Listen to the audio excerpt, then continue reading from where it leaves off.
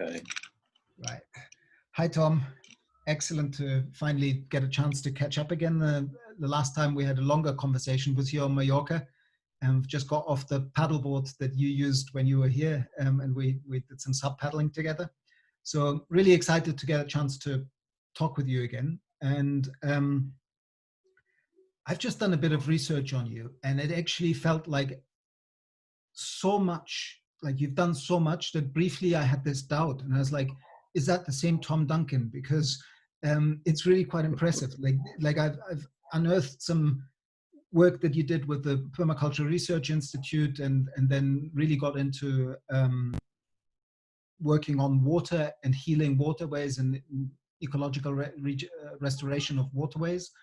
And yeah, I won't take the whole story in advance, but I would love for you to tell a little bit your story. How did you get into this, and the trajectory you took to end up being the CEO of Earthbank now? Yeah, well, thank you so much. It's great to be back here with you, Daniel. Chatting again. I remember when we were in Mallorca and chatting and out on the ocean together. It was a special time to really be able to zoom out on what's really important and zoom in as well. And thank you for this opportunity.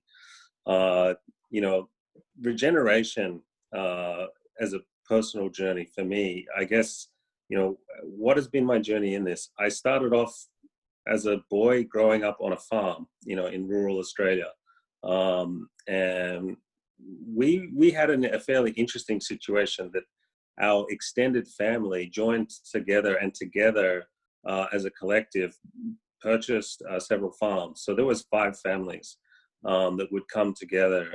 And as a result, we would move from farm to farm over the year, a little bit like nomadic gypsies, to essentially be part of the harvest of each one. And we built up the most southern ranging organic avocado farm in Australia. Till that time, no one had planted avocado trees as far south as my grandparents had planted, and my parents and aunties and uncle. And so that was, I guess I was introduced to sort of innovation on the land at an early age. From when I was born, so I grew up in that environment of sort of innovation on the land, and it was a very, very dry environment, the organic avocado orchards. And so we had to do a lot of innovation. The first kind of shelter belts, the first kind of drip irrigation systems. This was in the 70s where I was growing up there, the late 70s and early 80s. So that was my sort of introduction. And then we started growing kiwi fruit up in the mountainous region on a coast, which was very wet and almost subtropical in its rainfall pattern. And we had every deadly species known to humankind on that, surrounded by like just completely wild country, beautiful. We were sort of right in the middle of a national park, essentially, up on a mountain. And it turned out that mountain was actually very, very sacred to the local First Nation. And so we would work the fields, work our kiwi vines with local indigenous community who we took on into our collective farm as colleagues. And the sort of super flat structures we had was quite interesting for them. And they kind of encouraged us to come into their world a little bit. And so we got introduced at a young age to the traditional ways of being and knowing that they had in their lives, their worldview, their spirituality and cosmology. And so we kind of took a bit of a dive into their world. Literally, we got taken to these beautiful sacred water holes up in the mountains, which are traditionally used for teaching. So they're teaching sites where essentially boys become men. And so generally the trial that you get put through is that, you will, get fully painted up, go through the traditional corroboree, which is essentially reenacting the cosmology of that region and the cosmos, universe, everything. and you then sort of, over a period of several weeks, you'll wind your way through the landscape, following the waterways all the way up to the source. Now, the source of where the water is coming from, that's where they believe the ancestors are all living there. And so the act, when you get there, you're covered in paint still. Most of it's fallen off, it's ochre. You get there, you go through ceremony, and then you essentially dive. I call it the world's oldest waterfall, like slippery dip in the world. Like, it was, Australia being one of the most ancient continents around, this rock is just ancient basalt, smooth as maybe like 4 meters. And you get into this slippery dip, this water, and you get shot out, like you get projectile thrown out into this giant pool, which is where the ancestors live there. That's the ancestor pool. And the last bit of ochre that's on your body, which is kind of X-ray vision, sort of like showing your inner body, sort of dissolves into the ancestor pool. And you come out, and you're now a man when you come out of that pool. And you've managed to survive, walking the landscape. So that's kind of what I guess is part of my formative years of, what makes me about my experiences. Yeah. How old were you when you went through that initiation process? So we started going to that site when I was just a very small, like a toddler, actually, was when I first started going to the site as a child. And then as you get older and older, you get, and I didn't go through the entire ceremony. That's, I went through a fairly limited ceremony with, the elders are only able to take you so far, as they're authorized by the rest of their First Nation. So we went through a limited ceremony of that, though, and it's pretty incredible to experience. And they used to be called dreaming camps, held by an elder, that we would learn the songs of all of the different species. So we would learn the name of the species and how to sing it. And so when you sing it, you walk along the rivers and you renew the song lines. And so the species in a very intimate way, that you can say their true name. And, it's a very ancient, tens of thousands of years old culture. It's very unique. So getting into the sort of living in that bioregion and sort of being enmeshed within that gave me a perspective that was much bigger than the one that, my family was, but my family did this by design, I guess. They brought us into that environment. And so when we were 11 years old, we went through the ceremony of finding your totem animal, and going through the various things that you go through. So that was kind of my introduction, I guess, to indigeneity of Australia from a white man's perspective. How do I experience that? Well, it's not an easy journey, but it's one I really wanted to extend myself to truly try and understand. What does it mean from a bioregional perspective and a spiritual perspective to have that relationship with the land and the water. And what took you on? Because after you left your family farm, did you study environmental science? Because as far as I know, you worked for the Permaculture Research Institute and did quite a lot of work. I studied with the Permaculture Research Institute. That was in 2003. And I'd sort of started getting deeply involved in permaculture.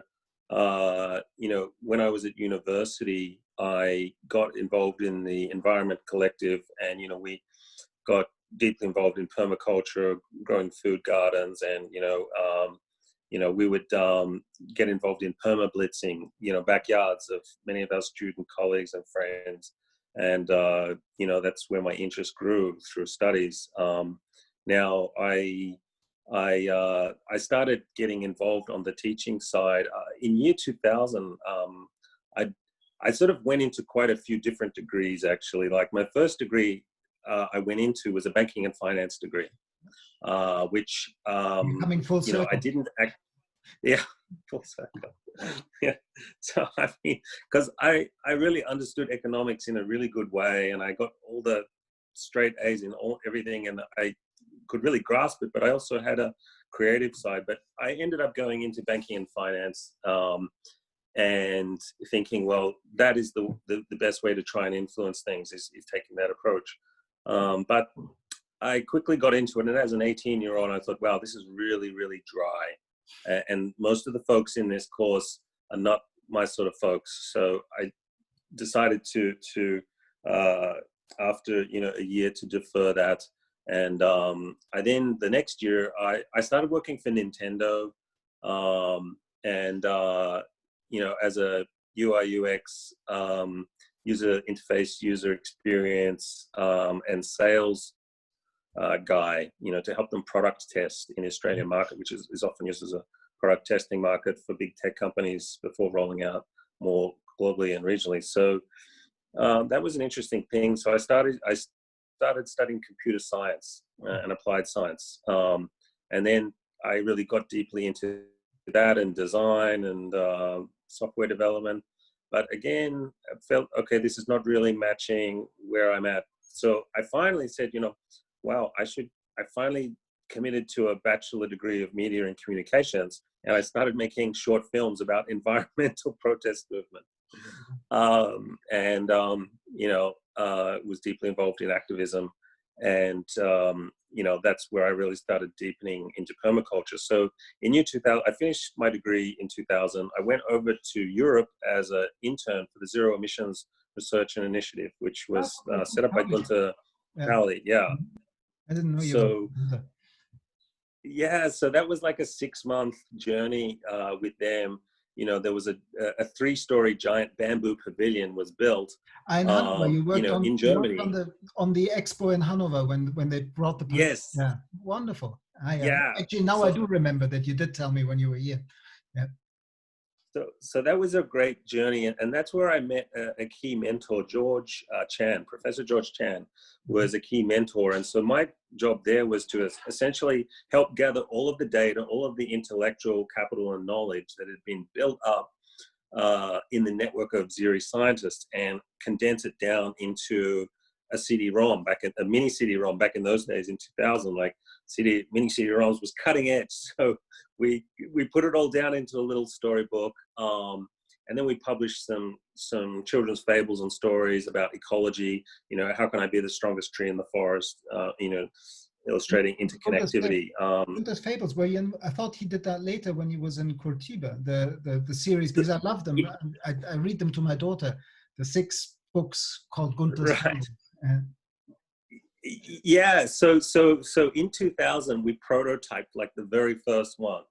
So that was like a prototype of like the first, like, how can I be the strongest tree in the forest was like the first effort, and we put it, you know, we just took all illustrations, words, put into the CD-ROM, and like, this is for children. We also got a lot of stuff about integrated farming systems, like how do you have super intensive polycultural farming from, you know, combining not just permaculture, but integrated farming systems from Asia, which are super productive, you know.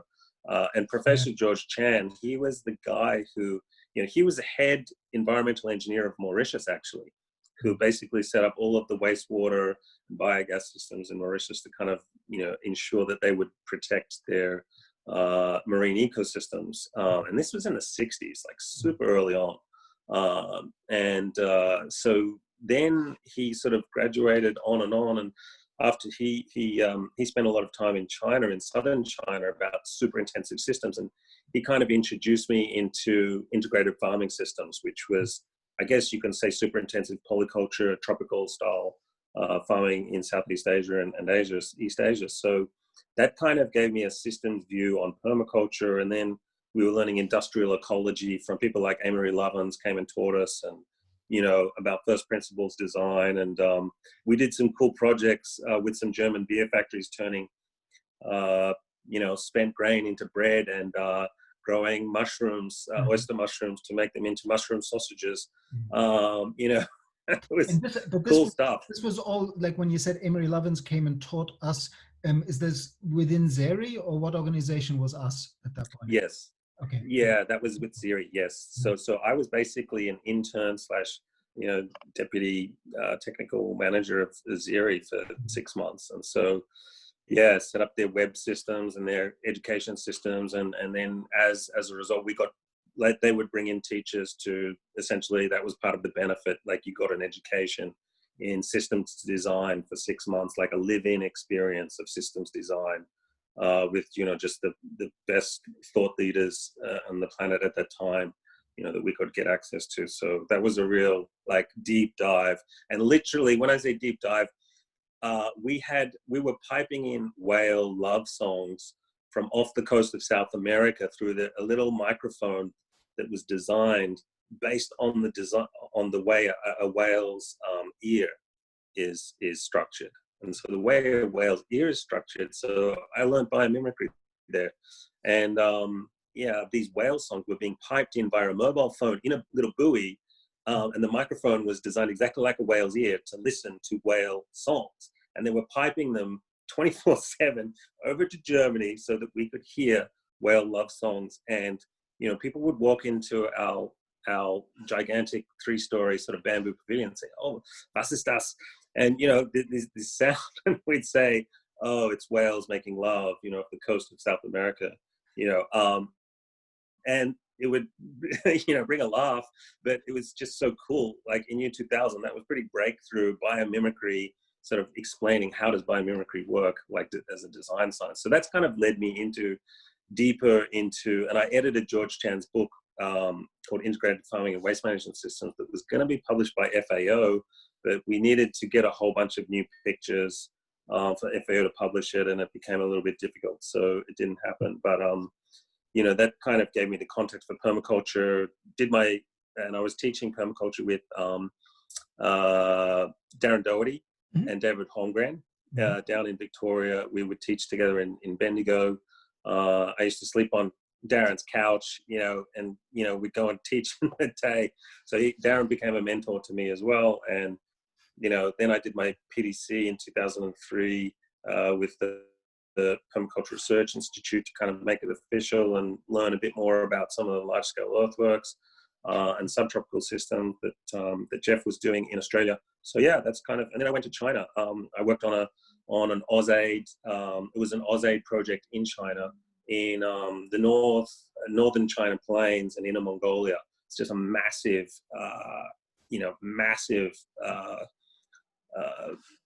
well, what can I say? It was like a grasslands project. It was a steppe project. It was a massive scale. And that was a 5-year project. And I was there for 1 year of that 5 years, building the educational information, training up everyone from ministry staff right through to farm extension officers in villages. So my highlight there was building a lunar calendar for 40 million farmers that had like monthly tips, like this is when you should do your compost, this is when you should be planting, this is when you should be grafting walnut trees, apricots, etc.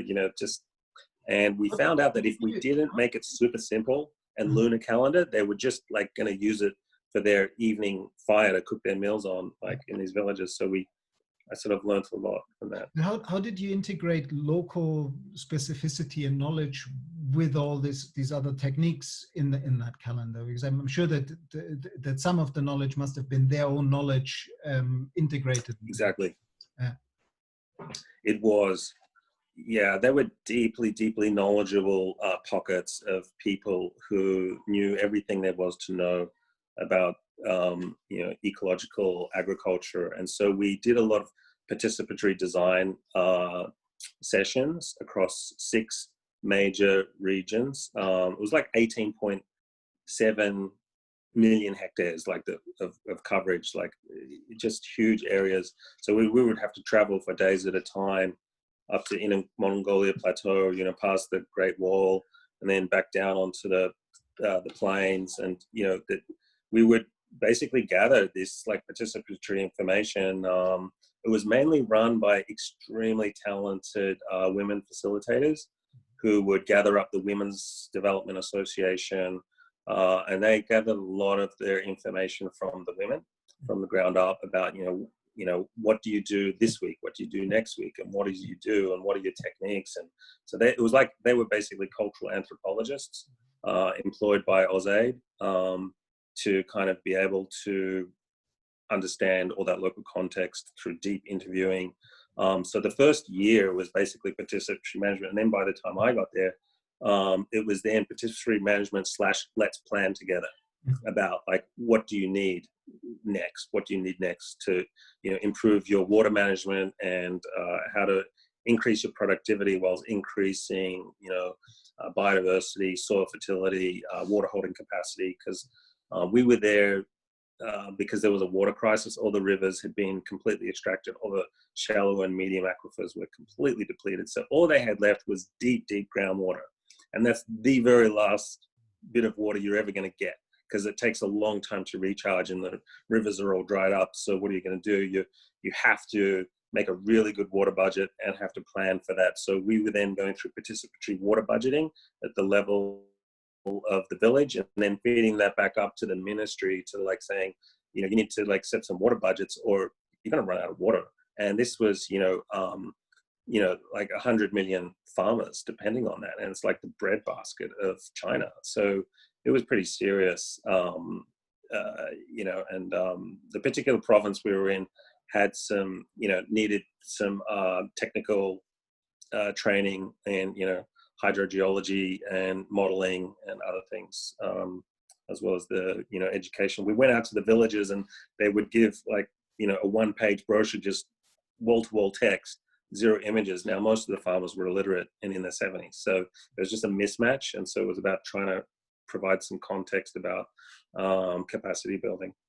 And was this prior or after you developed this aqua filter system for cleaning wastewater? Yeah, so I got the inspiration for developing the Aqua Bio-Filter, the floating wetland system, from George Chan in 2000 at Ziri. So that was, so George, when I was, George was training us,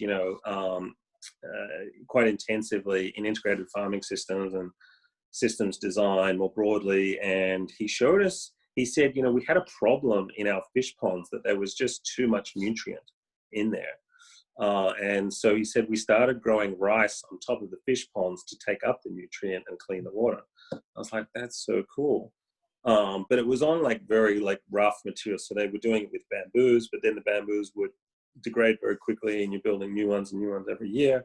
Then there were experiments with polystyrene, and which of course is very unsustainable material. So I sort of started coming at it from a design science perspective. How can we improve this system and more broadly create an ecological management tool that purifies water, heals waterways and lakes, and restores them to health? So that's kind of how I came to develop the Aqua Bio-Filter. And so when I got back to Australia, I started developing prototypes of it and kept in touch with George and some of the other broader network. And then, got some funding from the Australian government to do some trials. And then, so in 2004, when I was actually in China, that's when we got involved with the broader network with a large trial where we had some input as Aqua Bio-Filter and got involved a little bit in some projects there, which were pretty massive scale. And it was the largest aquaponics system in the world, was it? Like I read somewhere. Yeah, I think it was at that time. It was massive. It was acres and acres of floating wetlands. So yeah, it was the biggest in the world at that time. I mean, I know that you know the work of John Todd, who was my second PhD supervisor, because he also did some floating wetland systems in China around that time, or maybe even before that. But have you come across biomatrix water in Scotland, which is a sort of, like, my friend Galen and his father-in-law, Michael Shaw. Michael Shaw used to work with John Todd, and they then started biomatrix in Scotland, and they're doing wonderful work in urban regeneration using floating wetlands and active edge technology. And you come across them? Yeah, actually, I think actually, yes, definitely. And I remember seeing a post from that you shared, and actually maybe we did chat about this a couple of years ago. I think you might have mentioned it then, but that was quite a while ago. But I think yes, definitely, I'm an admirer of what they've done. Like it's so cool, you know, restoring the waterways. So I think we're kind of like a similar version of biometrics, but you know, being very focused on Australia and Asia, and a bit on the US. Is it still You running? know, Is that company still yeah, running? so yeah, the company's still around, and it's, you know, it's still got some operations in Australia. Is it Ecoplan, or Um, what is it called? Because I found one that was called Ecoplan, that was talking. yeah, so that was a consulting company, you know, that I was very involved with for, you know, a number of years, as an environmental planning consultant. Mm. This was sort of back from that time of 2005 when I got back to Australia. You know, worked as an environmental planning consultant, mainly for other big consulting firms that would have big contracts with the government to essentially do environmental impact assessments, habitat protection, habitat surveys, and yeah. Is that around the same So time where you worked for the public authority and did that integrated building design, and developed the Green Building Council? yeah, that was in 2009, that project with the green building. So I sort of got quite a lot involved in environmental consulting, and I was doing Aqua Bio-Filter on the side. You know, when projects and opportunities would come up, would do that, and was working. So yeah, got involved with Melbourne Water for 2 years. You know, doing some different roles, but mainly strategic planning around how do you basically restore entire catchments. You know, their catchment size is 1.3 million hectares. You know, drinking water for 5-6 million people, and so we had to essentially develop a water quality model that would improve the health of all of the rivers. You know. Um, Oh, apologies. I think I just dropped off there. So someone tried to call me. That's good. Yeah, so I had a job there in 2007 and 2008, which was kind of the culmination of my consulting kind of career in environment. And we developed a thing called the decision support system, which was essentially a metrics tool that allowed you to make informed decisions about where you should invest in your catchment. You know, where's the high biodiversity areas, where's the most pristine waterways, and where do you have the most biosignal across your catchments, and essentially model that, which was not too dissimilar to what I've been doing in China with AusAid, and then sort of but making it very contextual for the bioregion of Melbourne's water, and you know, really hone in on, you know, what are the decision metrics that power your investment prioritization. So we had a budget of essentially 300 million that we built up for the Better Bays and Waterways program that the decision support system informed. So that was like a 5-year plan that we set up for Melbourne Water called Better Bays and Waterways, and that was in partnership with EPA Victoria and Melbourne Water.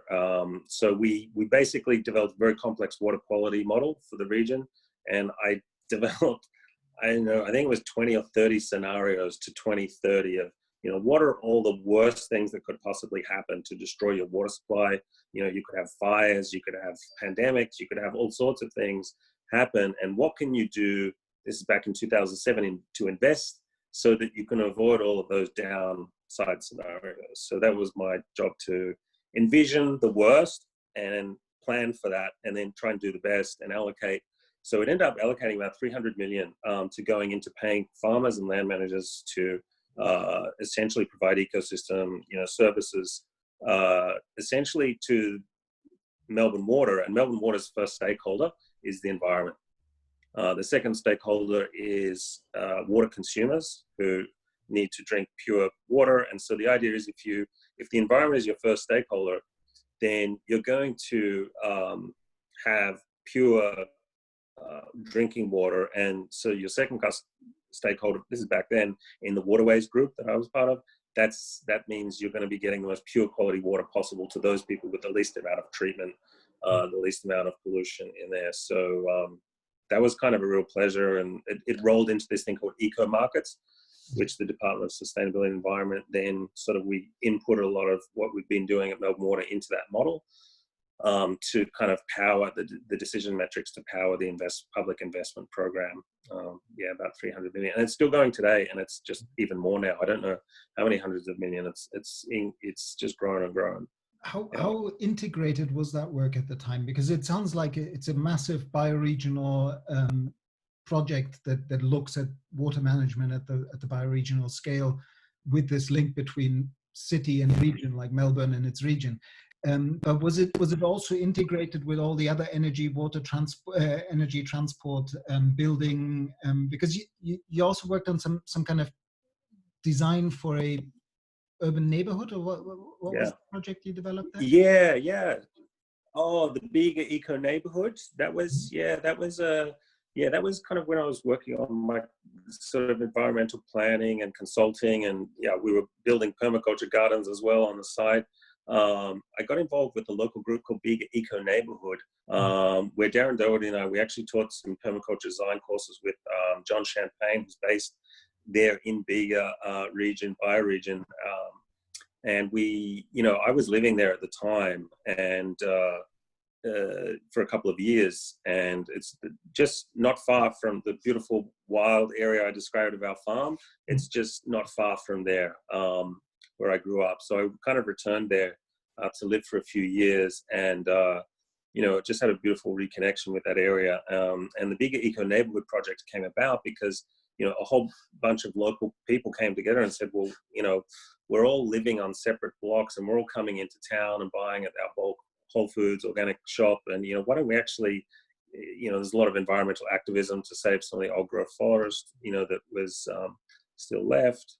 We got together and said, why don't we actually form an eco neighborhood together, buy some land, build a community house, and make it affordable housing, and let's do this. So we sort of found a block of land right on the edge of town, and we bought it for $500,000 as a non-profit incorporated association, which gives absolutely zero investor protection. So this meant everyone actually had to trust each other, and with that sort of sum of money, and that everyone was going to do the right thing. It worked amazingly. It was just a beautiful experience, and I got involved in the design of from the very beginning through to implementation. And it's a thriving neighborhood now of I think it's about 23 or 24 houses, or even more, because 1/3 of the property was sold to a co-housing co-op.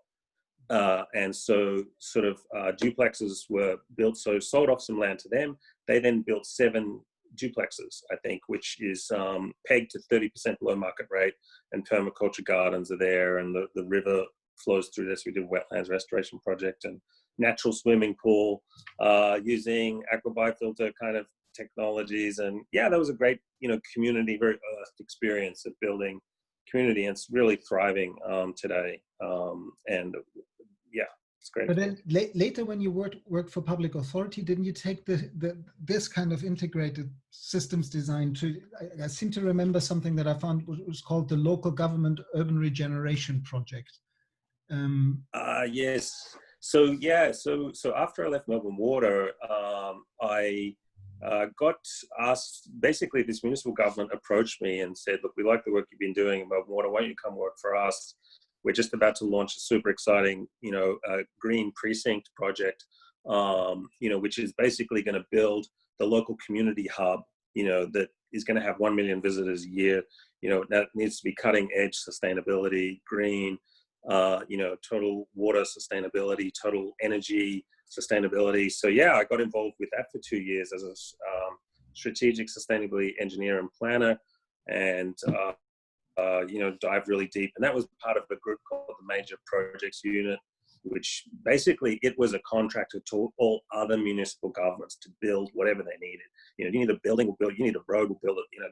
It was back when municipal governments in Australia could still build things like themselves. That was kind of, which is sad that they don't now, but this was kind of the last one. So what we did was we built, my role was to help essentially create the first Green Star public green building in Australia. So that was a very great job to be tasked with. And, it was a $40 million building. And my job was to think, okay, well, where's the budget for green and sustainability? And they said, well, we really don't have one.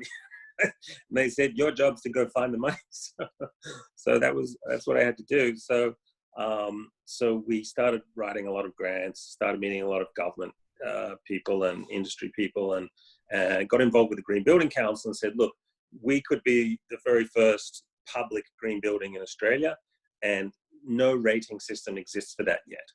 So the Green Building Council of Australia said, look, it doesn't exist yet. If you want to have a green public building, you're going to have to create the tool. So we said, well, I'm up for a challenge. Let's create the public building tool for the Green Building Council of Australia with our first municipal kind of hub, which is a community hub building. Essentially, it houses about 30 different community organizations. It's a regional library.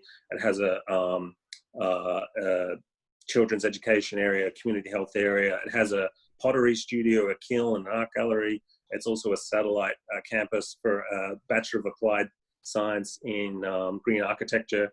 It's got real-time readouts of your energy usage, your water usage. And I commissioned a study to see, could we get our power from biogas? And so there was a large sort of shopping mall not far away that had 6 tons a week of green and food waste that was just going straight to landfill.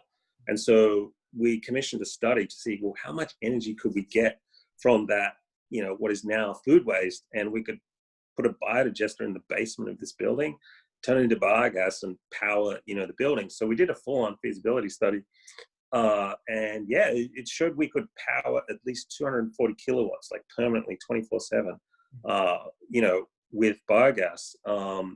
And it was, we were on the verge of doing it, but, unfortunately at that time, the gas prices were extremely low compared to biogas, and there was no incentive to switch to biogas. There was no regenerative economic incentive to say, you're doing something good for the environment and you're producing energy, and so the economics couldn't stack up. And for me, that was another realization that you need to work at policy level, you need to work at systemic financial system level, you need to work with communities. And that was kind of another lesson and I saw at Melbourne Water how we'd make it work, like public-private partnership for funding models, where your first stakeholder was the environment. I thought, okay, well, energy and green buildings is not quite there yet, but it gave me ideas which fed into kind of what we're later with Earthbank, funding regenerative economic incentive models and kind of mainstreaming them into the financial system. So that was a cool, fun project. Before we get to Earthbank, I just really want to hit all this because it's quite unique. Like you've really, like for what you set out to do with Earthbank, your trajectory has given you all the right background to really understand down to the detail the kind of things that Earthbank is now exploring how to finance those activities at scale. So you've really done a long learning journey and it seems like you're really bringing all the elements together. But before we go to Earthbank, I want one more chapter, which is your work with Alan Savory on landscape regeneration and actually the work with the CAUX Forum in Switzerland. Tell us a little bit more about that. Yes, for sure. Just to recap on that green building, it did get built and it's got its own island mode, fully self-sufficient powered, building of like 12,000 square meters. So we actually got it up and running, and it's in operation. But okay, switching to Alan Savory. You got a link to that building? Like, how would I find a link? It's called MC Squared, and it's in Melbourne, Australia. So yeah, I'll send you a link on that so that you can. Yeah.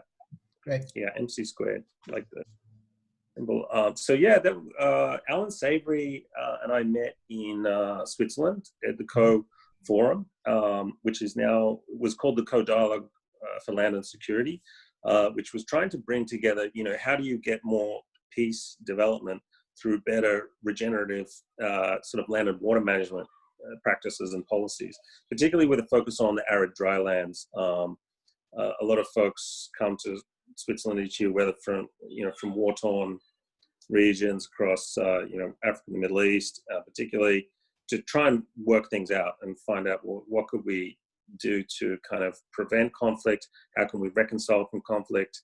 And so there's a lot of peace circle work goes on there to essentially facilitate healing, reconciliation, which also, in fact, after World War II also happened there, reconciliation, so that Europe could start to rebuild.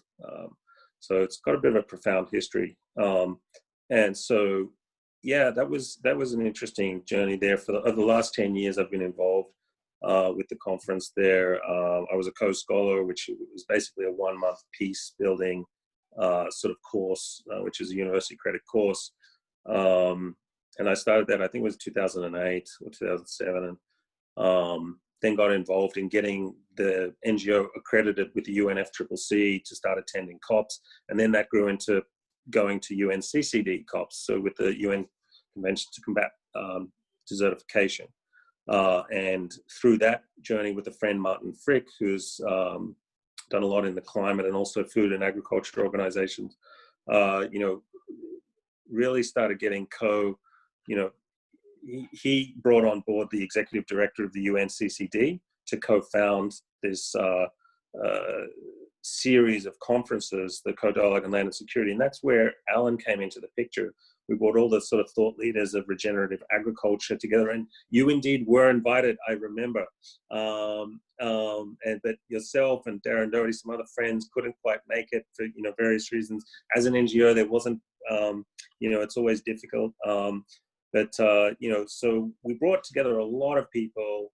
I invited the Permaculture Research Institute team along as well. They met John Liu. John Liu made lots of films about them. John Liu made some, the best films out there on regeneration in terms of inspiring, huge audience.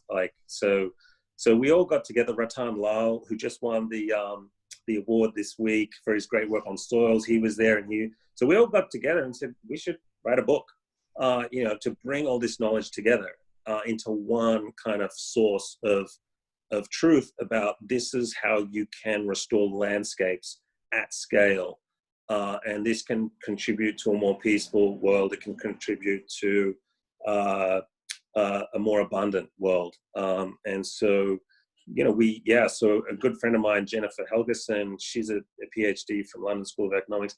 She did her PhD and developed an app on micro-insurance for farmers in Uganda. So she was like, how can you help protect the most vulnerable farmers in the world from climate risk, and destruction of your crops? And she pioneered a lot of that.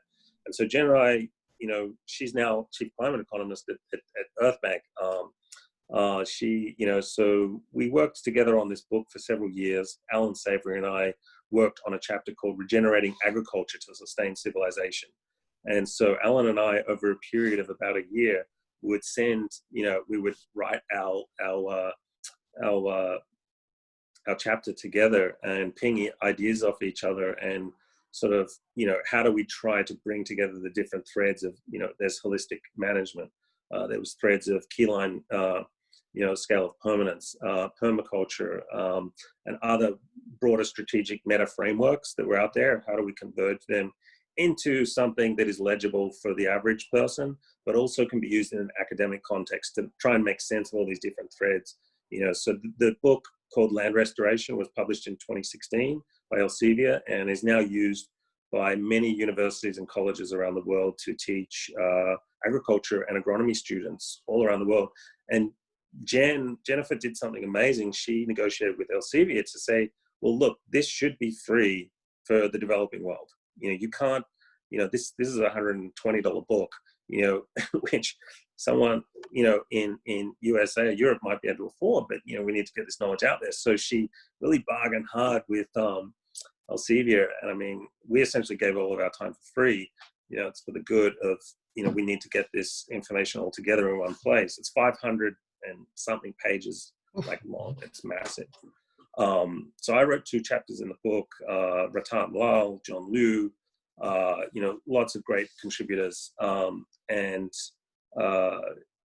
What it ended up doing is now it's used, it's given freely, this as a textbook for the developing world to universities, colleges, everywhere. So that was kind of how Alan and I sort of worked together on that chapter and sort of brought it together that was part of the economic stream, was, the economics of, land restoration, particularly. It was like trying to get to a meta scale to sort of say, well, how do you avoid civilizational collapse?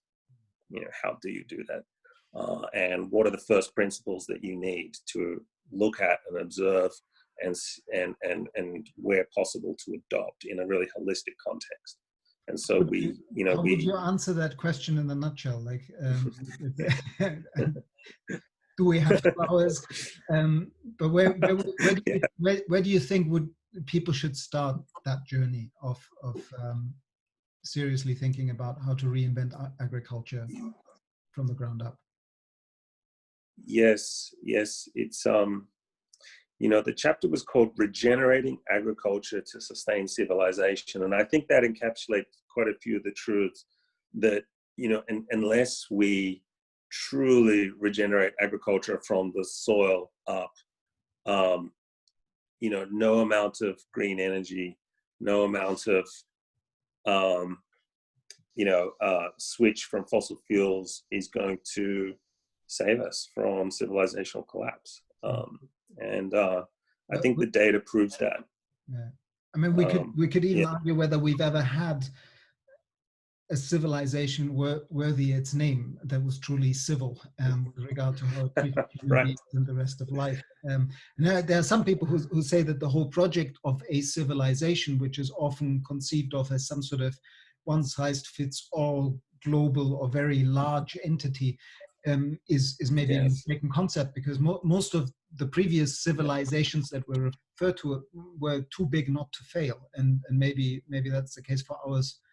But I think when we use the word civilization, we're talking about something else. We're talking about a diverse network of regenerative cultures carefully adapted to their bioregions that still hold the benefit of global awareness and knowledge exchange in a way that they are in solidarity with each other. So it's a kind of nested scale-linked civilization that is uniquely expressed out of place in each location. Would you sign on the dotted line? I would concur, my friend, that is for sure the case. I sense that, like, I mean, it's really remarkable, the journey that we've just outlined with everything that you've already been involved in. But I think the most remarkable step is still to come, which is that you then realize that the highest leverage point, like in the degenerative system that is driving the degeneration at the fastest pace that it is still happening right now, is our dysfunctional economic system and the way that we handle finance, work with banks, and how this insidious growth imperative that is built into an economic system that is blinded to externalities because it only measures everything in GDP, is really at the heart of the problem. And so I believe that's when you started to work on all these new technologies that this is where we're leaving my comfort zone. I'm a little bit of a self-professed Luddite and having difficulties with all the techie crypto stuff. But you developed something called liquid tokens and really looked deeply into how can we use these technologies for good, and then realized that really what's needed is a new bank. So out of that developed what is now called Earthbank. So tell us how that journey started. Yeah. This is the transition to this was a interesting journey that kind of, I guess, really started, back in my days at Melbourne Water, where we developed this kind of strategic plan for a bioregion, a city-state, and, you know, worked out a big budget of how do you, you know, pay landholders and farmers for ecosystem services. And that kind of always stuck in my memory that, you know, well, couldn't all governments be as wise as that, you know, and develop policies that that have environment as your first stakeholder if you're providing drinking water people. And I thought, yeah, having worked in a lot of different sort of government contexts around the world, felt that this is going to be very hard to achieve, you know, this level of complex coordination and coherence. And I think I got, you know, the more I got, you know, with the green buildings and raising a lot of money for sustainability initiatives and then renewable energy. I was based in Southeast Asia for 3 years, you know, quite involved in renewable energy policy and renewable energy projects and some very large scale, and got involved in renewable energy project finance. And, you know, at that time, you know, and I got involved in funds management as well, that, you know, which was more of a conventional fund, but would strive where possible to invest in green real estate. After having the green real estate experience, I thought, okay, this is not only is it really imperative for the planet that we transition to green real estate, it's actually a business opportunity that people can, you know, benefit. If you can benefit the local community from having better facilities, better thermal comfort, you know, we could leverage capital into that, and that could be a good business to be in. So I sort of got involved in funds management, you know, green real estate development, project finance, and I got involved in the public capital markets as well in some IPOs on the Australian Securities Exchange. Some was an ag tech company, another was a fintech company.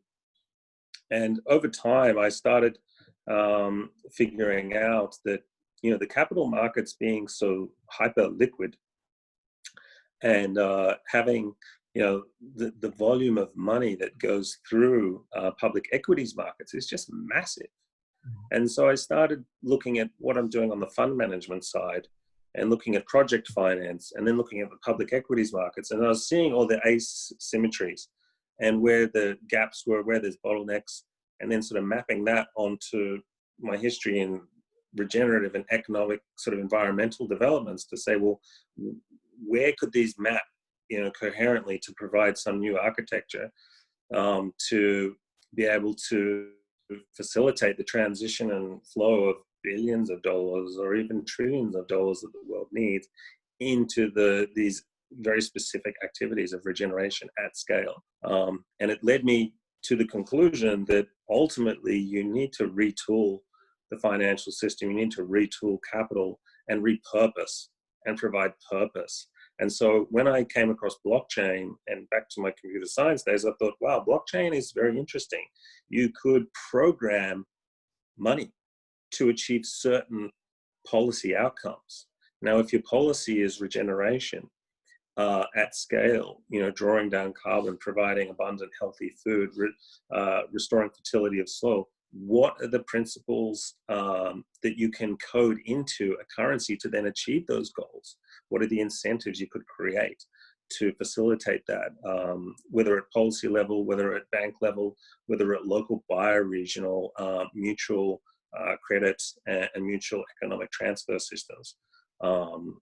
You know, like I'd experimented with local currency in 2003 through to 2006 and 7 on the big Eco Neighborhood Project. If you were a local contractor, like you're a builder, a concrete, an electrician, you could essentially get, use your local economic transfer currency, LETs, in as a down payment on a block. And you could essentially use local currency to buy the property and you'd been helping out build it out. So from a local currency perspective, and then blockchain comes along, it's like, oh, okay, this is really interesting. You know, programmable money that has a purpose and a goal. Whereas right now, I think we would agree that, well, that capital is like this self-replicating thing that replicates without context to local context, biodiversity, people, culture, all the things that we really value and hold dear to our heart. capital is just a self-replicating thing, like the self-replicating, paperclip experiment. It just keeps replicating and growing without context to, the things we hold dearest.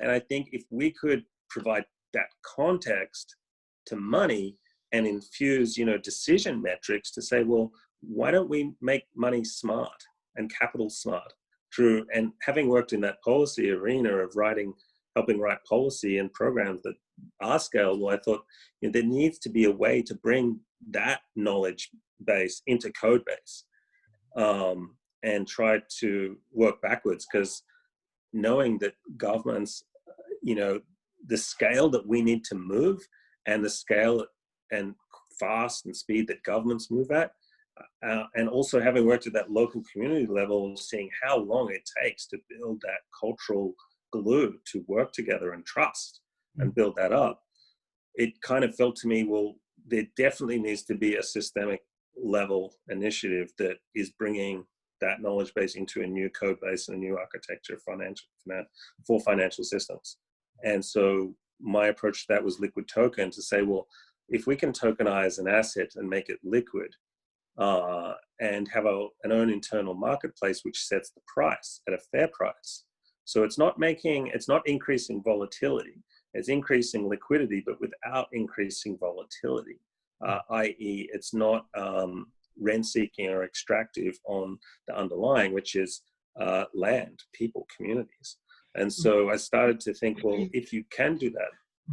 Just so whether I understand this correctly, liquidizing an asset means that if there's a value towards, let's say, a building or even a property, and you issue liquid tokens that are backed by that asset, therefore create liquidity.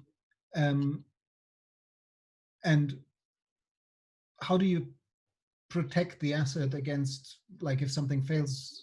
Like, would a liquid token holder ever come back and say, I want a piece of that asset, or I own that asset because I own most of the liquid tokens related to that asset?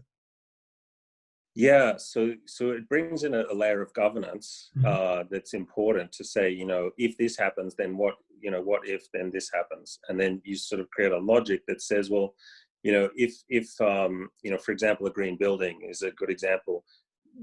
Investments in green buildings, generally you have a minimum time horizon of at least 10 years. As an investor, you're going to invest in that, knowing it's going to take a certain amount of time to recover the money you've put into it, okay, to break even. Then once you've broken even, you're like, okay, well, hopefully I can now get paid for the work I've done. So then, okay, there's a period of getting paid. Your income, and then you're sort of at a point where, okay, now do I sell this asset and then move on to the next one? And so the thing is, if you want to encourage at scale investment into green buildings, like I can say from experience, like I know some of the biggest green building funds in Australia, and they're not that big. And so I look at, well, what are some of the constraints and why is that? And one of the issues is liquidity. Real estate is a long-term industry, but there's so much credit and liquidity from banks that is all geared towards totally unsustainable development. And if you want to do something sustainable and something different, the bank's like, well, I don't know if we want to give you a loan for that. I don't know if we want to give you mortgages to do a community garden on the roof and the whole thing green and, super insulated. Why can't you just do what everyone else does? And so banks have, until very recently, were very not supportive of green building developments. Now they're all over it because, ESG and reporting, and they have to, so much more activist shareholders bringing scrutiny to their activities.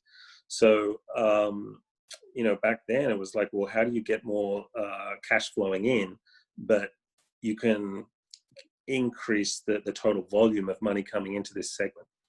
And so one thesis is that one of the ways you do that is by creating funds that are actually liquid, where people can easily come in and out of the fund. Now, traditionally, when you're asked to come into a fund as an investor, you you say, well, okay, once you come into this fund, your money is locked up for 10 years and you don't get your money back.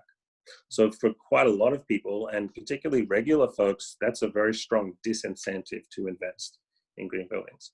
And so my perspective was, well, if we could reduce that disincentive and make an incentive to invest in green building funds, then more money is going to flow into the sector, and therefore there's going to be more green building development.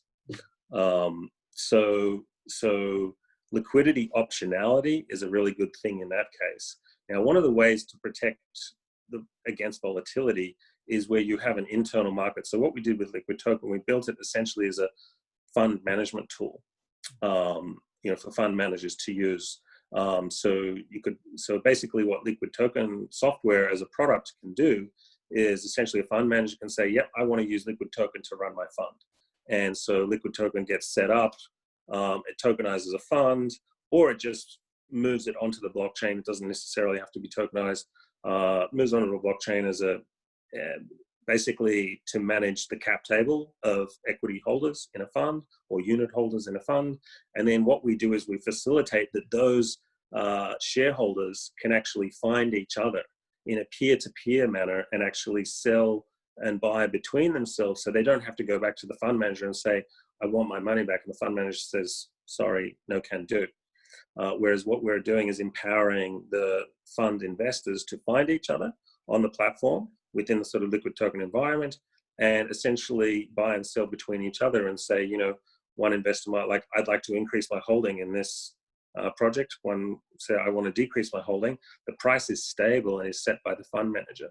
So you're not increasing volatility, but you are increasing liquidity so that people can come in and out without fear of all your money being locked up for 10 years. So we're trying to, in that sense, democratize access also to investing in green infrastructure, renewable energy. Because Liquid Token is a separate company that's offering this service, and you're still involved with it, but then you move on to Earthbank afterwards.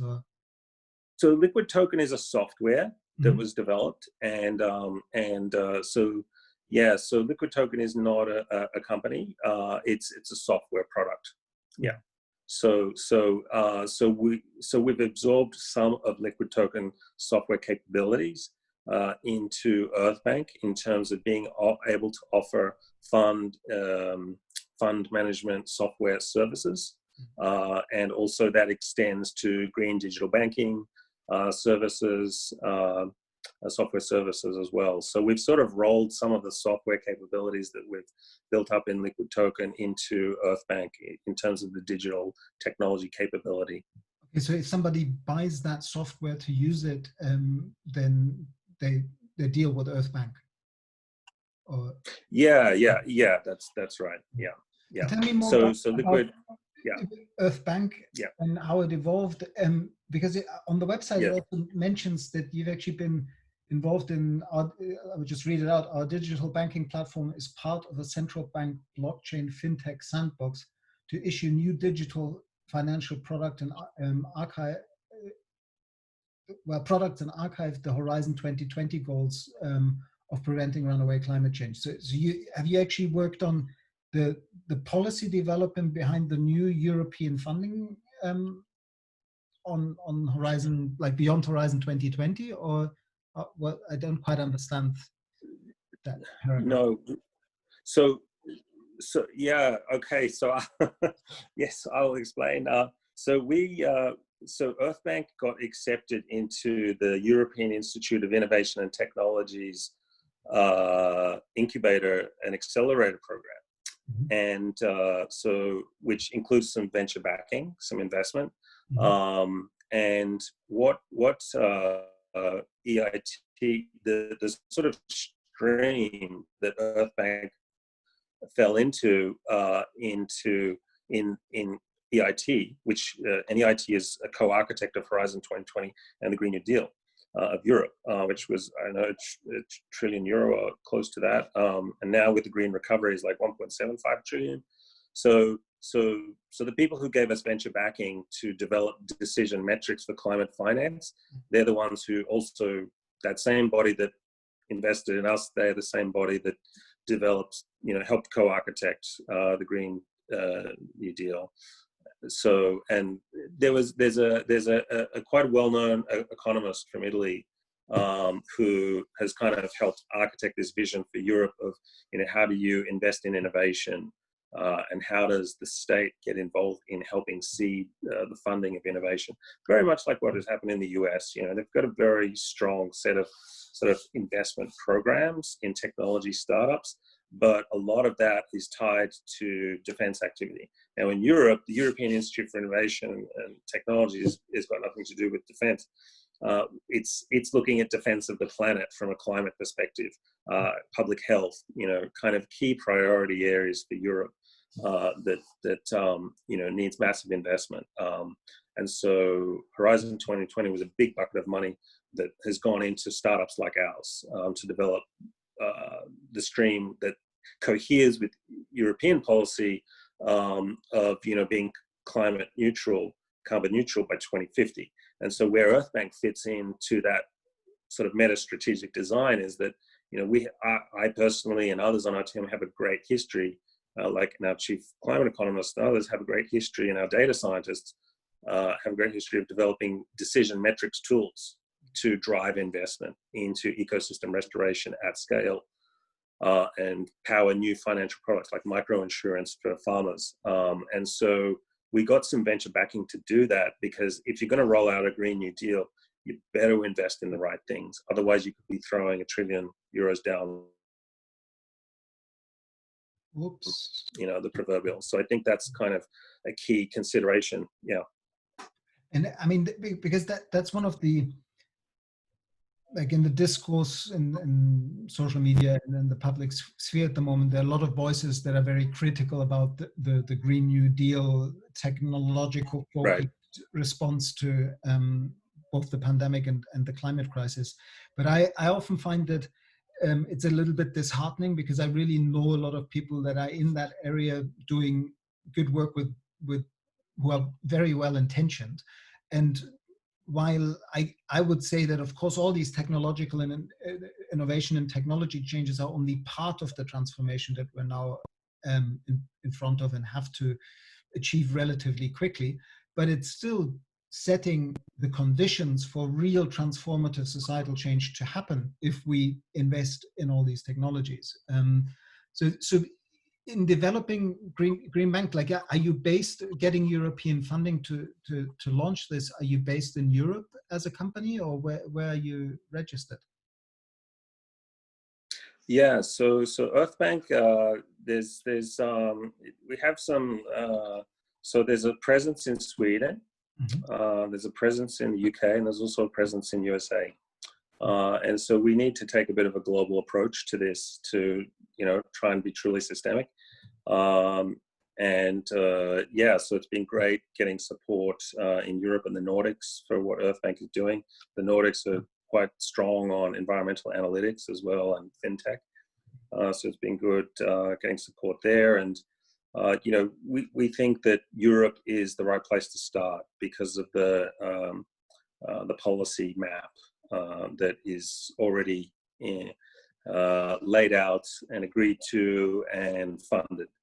And so, it makes sense to build your financial architecture to help that transition of transitioning billions of dollars into the right area with our decision metrics. So we were part of a central bank blockchain and fintech program, specifically for fintechs that had blockchain capabilities and technologies and were fintechs. It just so happens we were the first climate fintech to be accepted into that program. So we were kind of unique in that sense, that getting to work with a central bank is quite special. It's a little bit unique. You don't really tend to get access like that usually.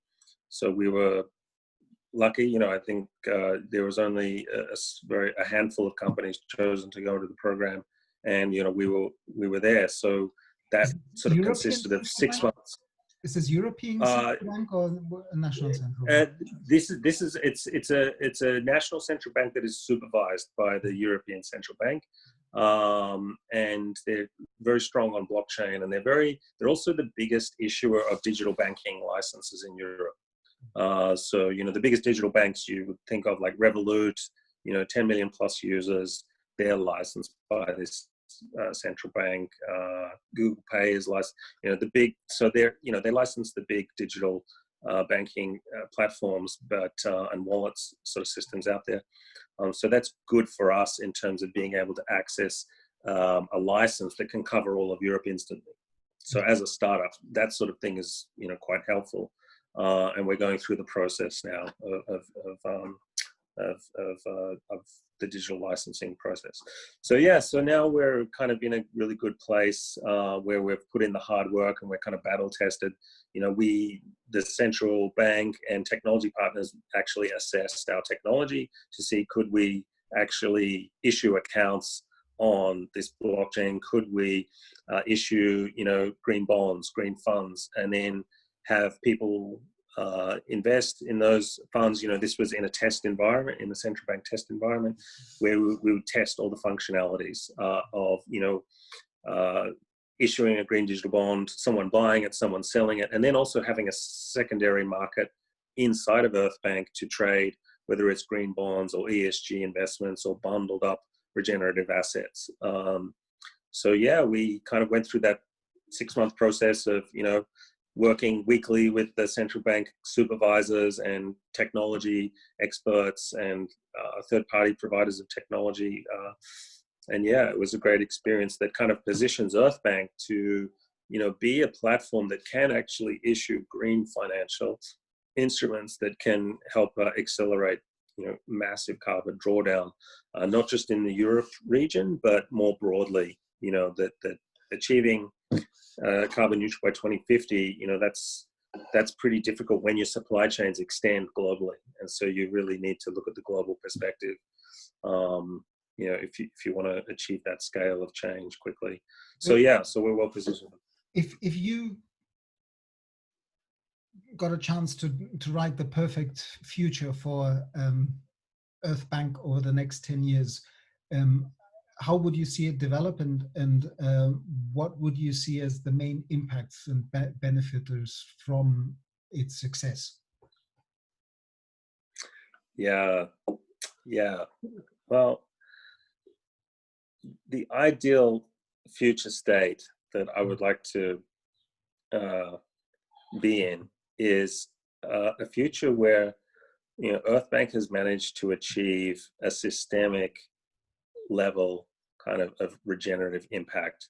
And by that I mean drawing down enough carbon to buy the planet time to decarbonize its economy and go regenerative.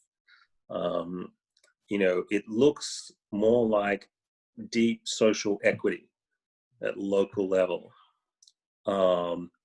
where farmers are paid a fair price for what they're doing and incentivized to restore soils, where renewable energy that is not kind of contaminated by dirty supply chains, is truly more sustainable. And you have 24/7 renewables, not sort of standby coal and gas power there to, in equal measure to a renewable energy system, because that's not sustainable either. So it would look like a very different world in 2030. And being the decade of ecosystem restoration, this is the really big area for us, is protecting those key critical biodiversity and habitat areas that contain the most biodiversity in the world, and they're also the most climate vulnerable people in the world. Those areas would be protected. The people would be paid to care for those ecosystems, because those ecosystems, 50% of the world's land is actually under indigenous management. And right now, there's no way to connect the trillions of dollars being printed by central banks. There's no mechanism right now to actually finally get that money to end up in their pockets so that they're able to take care of the last remaining old growth forest, or the last remaining tiger of the Sundarbans mangroves, the largest blue carbon storage of mangroves on the planet. And so that's why we're working directly in the Sundarbans in India. We just planted 30,000 trees as part of building a green wall to protect the local community from hurricane-driven storm surges. It's the last bastion of the swamp tiger that lives there. And unless you can kind of protect your blue carbon storage of mangroves, unless you can protect the key areas of the Amazon, runaway climate change is an absolute certainty. So we have to protect what we've got, and then we have to regenerate what has been degenerated. So to me, it's a patchwork of work that has shifted the balance, that we've avoided runaway climate change, and we're starting to actually move CO2 ppm backwards, which people say is impossible right now. But if you look at what agricultural soils and marginal soils have got, you could draw down gigaton scales, and our friends at the UNCCD, the UN Convention to Combat Desertification, have done the math and said, look, if you spent $300 billion on this particular area of marginal grasslands that have been degraded, just that activity alone and a few other things, you can buy the planet 15, 25 years to decarbonize.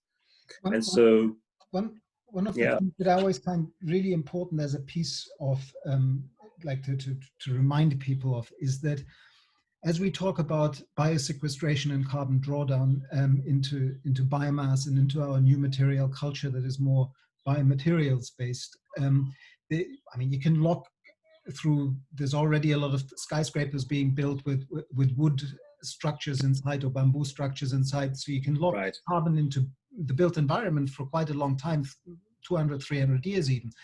But the carbon cycle, in the biological carbon cycle, is still a relatively short-lived cycle, not necessarily from a human lifetime perspective. It's a few human lifetimes, but from a life perspective, the long-range perspective, it's only 250, 300 years, something like that.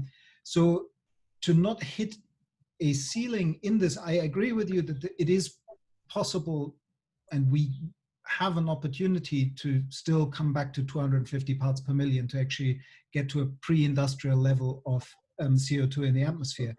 But it needs also the transfer from biological sequestered carbon into geological sequestration. And there are some bioassisted mechanisms that can do that. I mean, coral reefs and seagrass and some fungal symbiotic relationships between certain trees can actually mineralize biological carbon and therefore take it into the geological carbon cycle, which is 10,000 years, and then we're really in the game. Then we're good.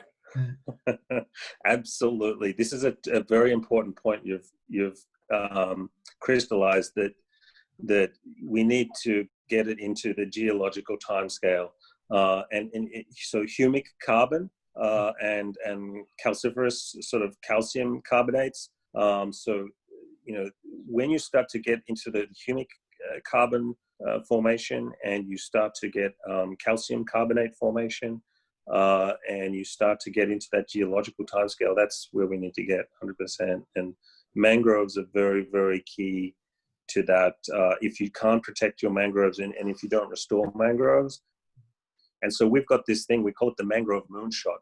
If you planted 20 billion mangroves, right, which is totally doable, based on assessment by the IUCN, which is also a partner in the conference, the CAUX conference each year, is that you can plant 20 billion. Now, what happens is you start restoring the mangroves, and I think you know this very well, and this is for your viewers to say that, as the mangroves restore, then they're starting to filter a lot of sediment, and then those, seagrasses are starting to recover, and then the seagrasses, together with the mangroves, is just a carbon sequestration, like superpower.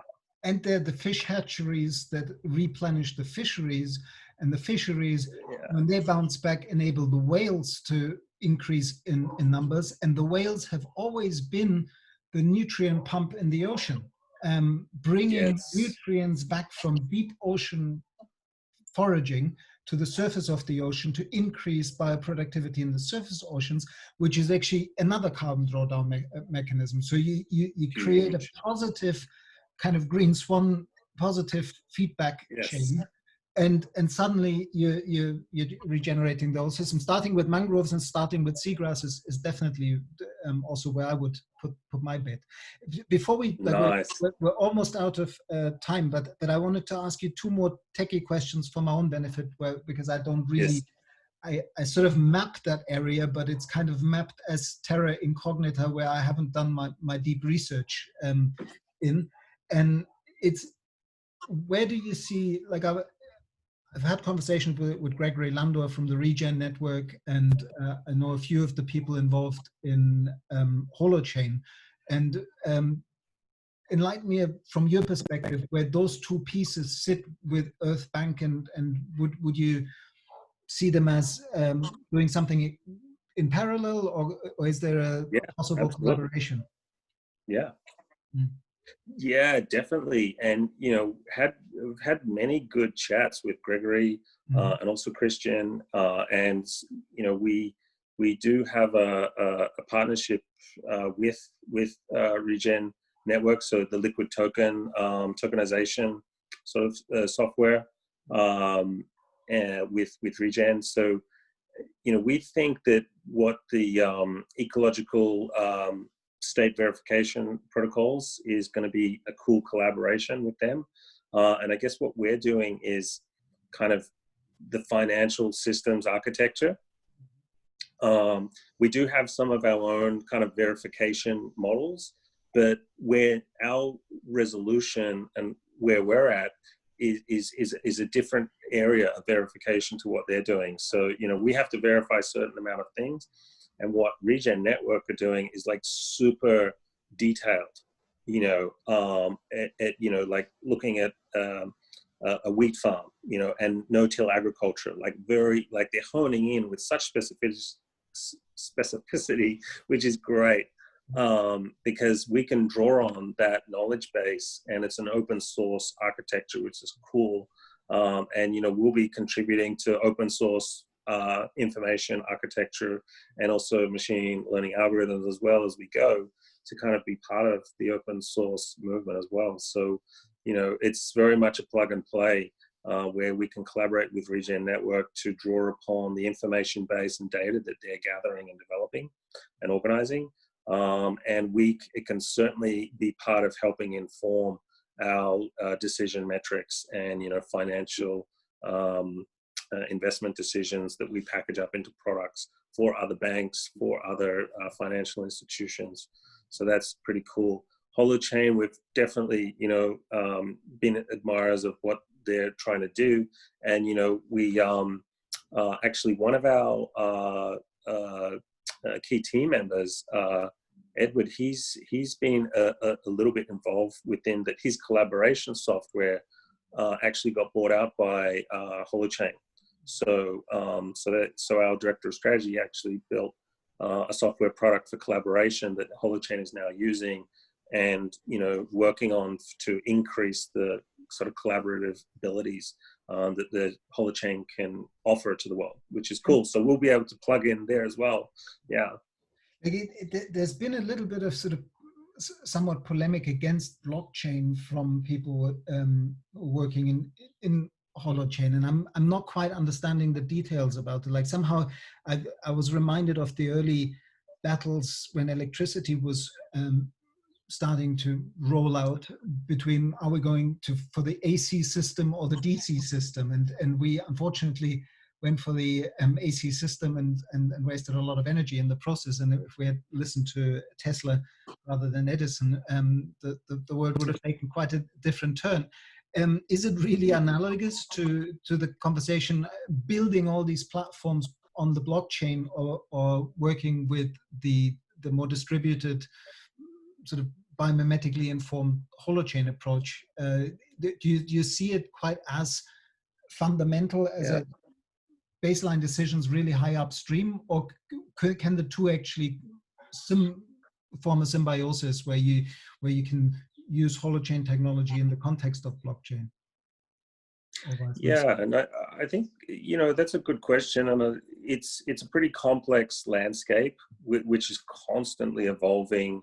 Month by month something is changing and something new is emerging in this very dynamic area. So I can't speak in absolutes, but I can say that from a sort of evolutionary emergent property perspective, that what blockchain is representing from a decentralization perspective, and what holochain is representing in the sort of distributed ledger, it's a distributed ledger technology and not a blockchain, but blockchain is a distributed ledger technology. So so you could say that broadly we have distributed ledger technologies, and one of which, a subset, is blockchain. Now, blockchain can, do all sorts of things that are automating functions that are now manual. So that's kind of a pretty cool thing that, if we want to scale up regenerative agriculture and program money to achieve regenerative outcomes, blockchain can be very handy for that. It doesn't mean it's the only tool, because in the tool set you have distributed ledger technologies, of which holochain is one. So, they're all tools in the toolbox that we can choose from to achieve the outcomes. And I try not to, blockchain is one of many tools. We're really big fans of open banking technology.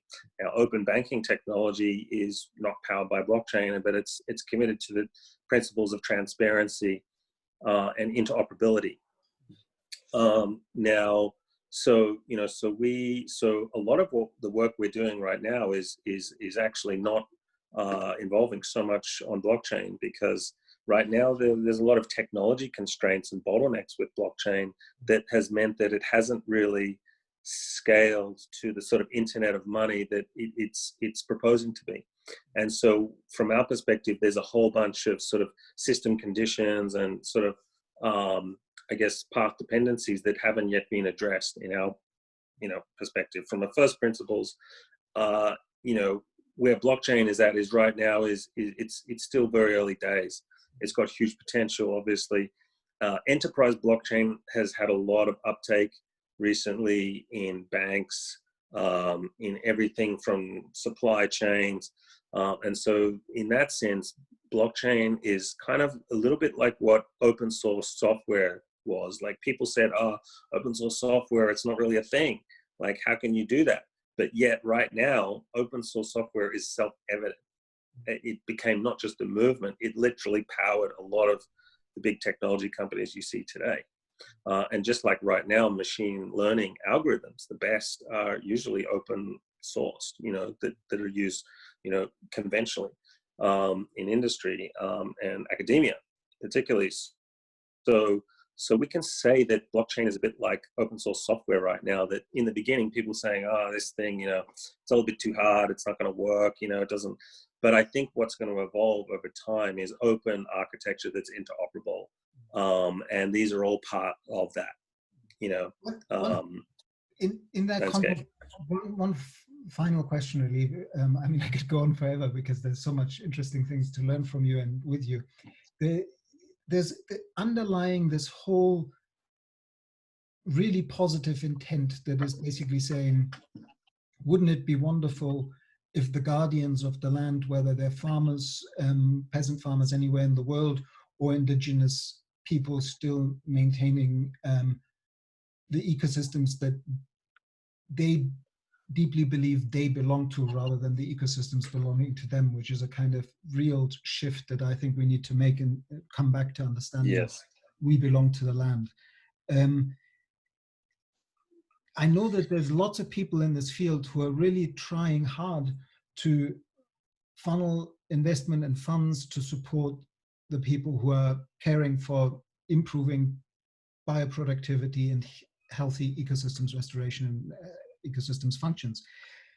And for me, there's a little bit of a question where, when I look at the sort of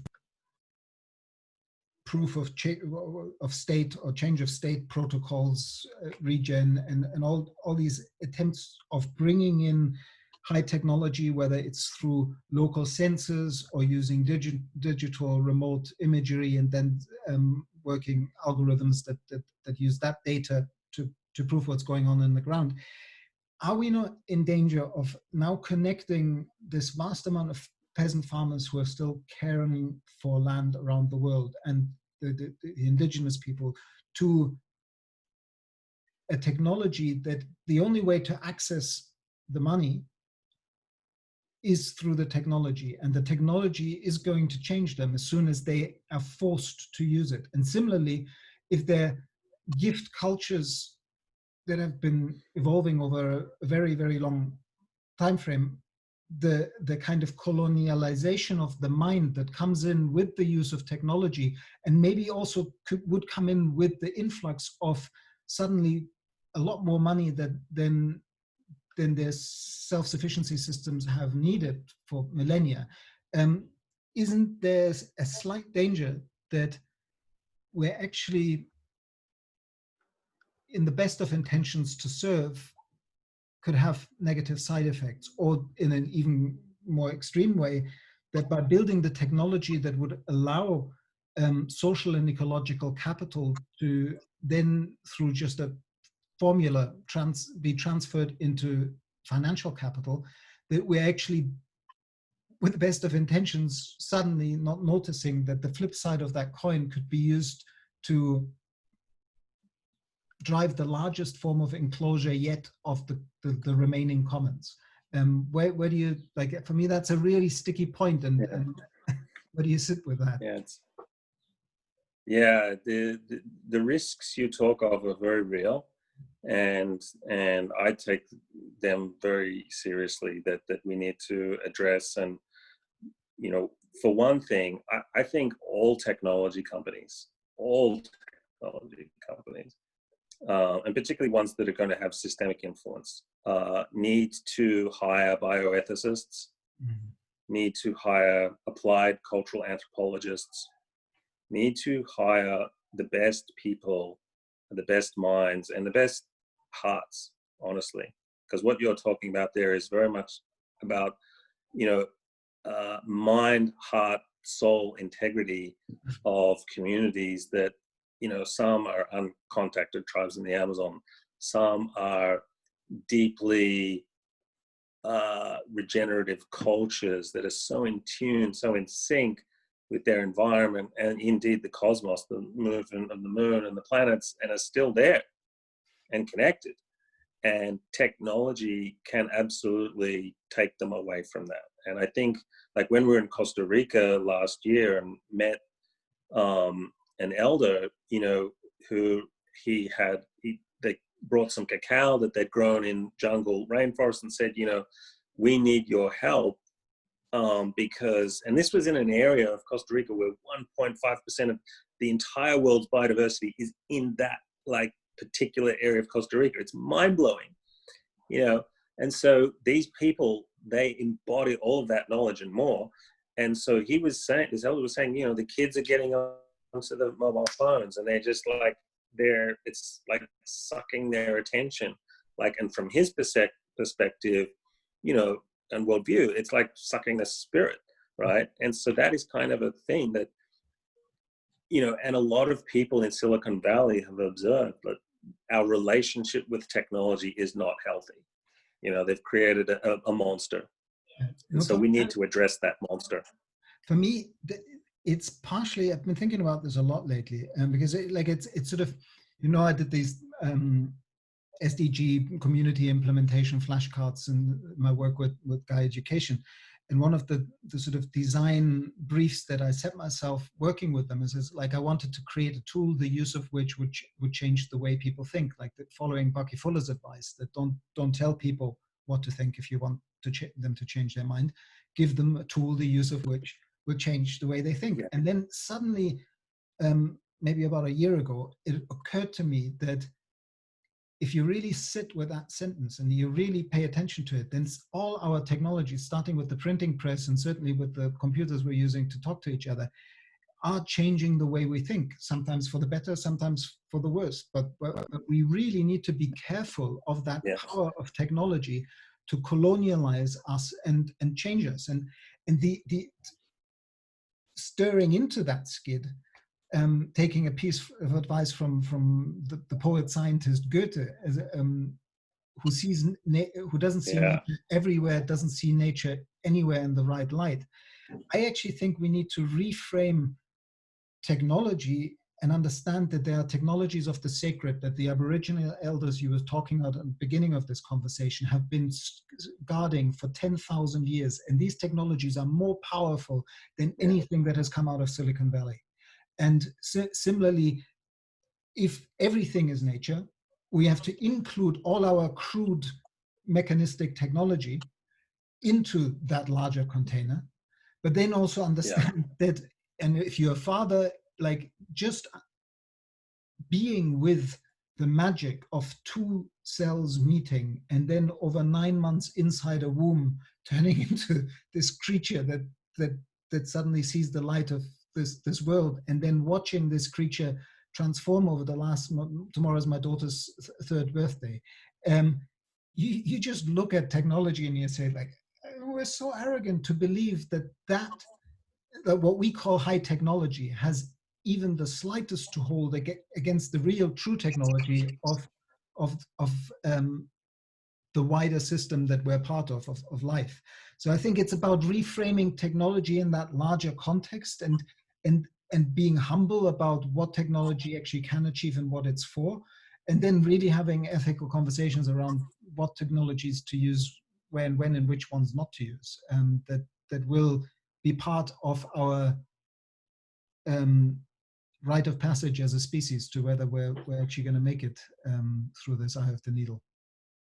Oh, I 100% agree. It's this technology and our relationship with it, and our ability to wisely wield such tools in the right way is I agree, is going to decide whether the fate of the human species becomes a footnote in sort of Gaia's experiments, or if we tried, they didn't quite work out as humans, or maybe we could work out, and maybe we could flourish into wonderful beings that we're obviously meant to be. So I really hope that we can get there.